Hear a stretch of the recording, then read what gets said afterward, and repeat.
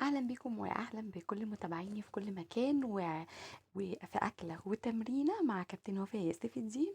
والنهاردة هناخد تمرينة جديدة بأستك المقاومة. بس قبل ما أبدأ الحلقة ما تنسونيش في اللايك والشير والسبسكرايب بعد إذنكم علشان يوصلكم مني كل فيديو بنزله جديد.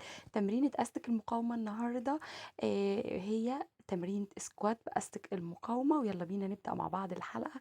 والسلام عليكم ورحمة الله وبركاته. أهلا بيكم واهلا بكل متابعيني في كل مكان، واكله وتمرينه مع كابتن وفاء سيف الدين. ان شاء الله النهارده نشوف مع بعض التمرين ونشرحه. تمرين بيشد المؤخره وبيعليها. يلا بينا كده نشوف هنلعبه ازاي. وزي ما انتم شايفين حطيت استك المقاومه ما بين الرجل كده بنفس الطريقه. هلعبه مجموعتين ويلا بينا كده نبدأ التمرين ونشرحه مع بعض. هنزل كده بالمؤخرة زي ما انتم شايفين، وهاخد خطوتين للجنب وانزل برضو بنفس الطريقة، وخطوتين للشمال بنفس الطريقة، وهاخد كل الزوايا واللي كمان للجنب، وهلف كده بظهري وهاخد وانزل بالمؤخرة زي ما انتم شايفين، واخد خطوتين للجنب وانزل اسكوات كده بنفس الطريقة.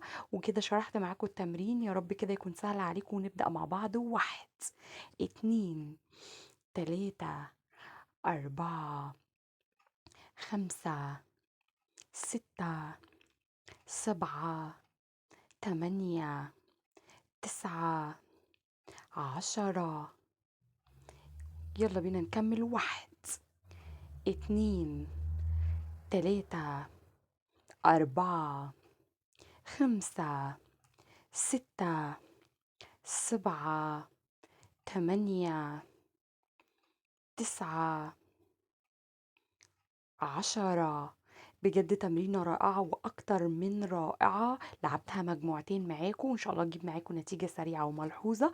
وانتظروني في مجموعات التمارين. شكرا وإلى اللقاء لكل متابعيني في كل مكان.